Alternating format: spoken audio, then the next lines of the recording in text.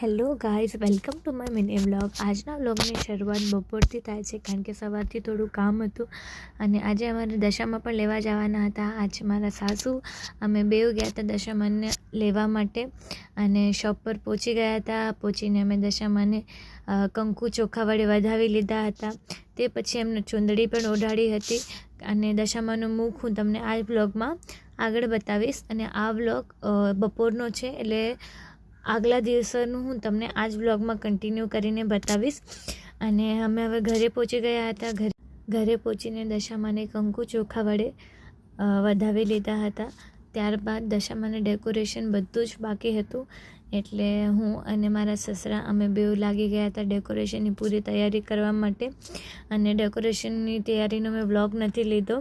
ત્યારબાદ સાગરે આવીને પૂજા કરી. ત્યારબાદ અમે લોકો જમી લીધું, પછી બહુ થોડી વાતો કરી અને પછી આ નેક્સ્ટ વ્લોગની શરૂઆત છે, મતલબ કે બીજા દિવસે સવારની શરૂઆત છે. સવારનું વહેલું મુહૂર્ત હતું એટલે દશામાની સ્થાપના કરવાની હતી.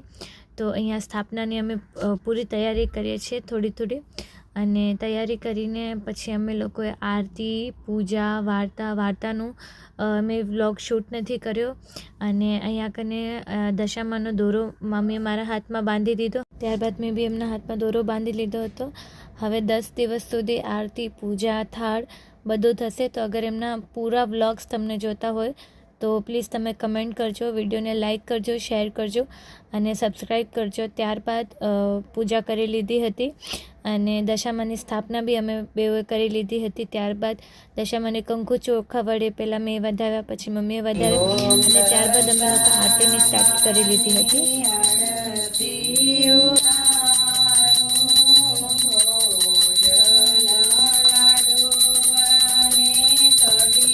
ત્યારબાદ ઘર પૂરું ક્લીન કર્યું. આજે રસોઈ બી બનાવવાની બાકી હતી તો એ બી બનાવી અને પૂરું ઘર ક્લીન કરીને હું બેસી ગઈ હતી વ્લોગ એડિટ કરવા, કારણ કે આજે જાગરણ પણ હતું.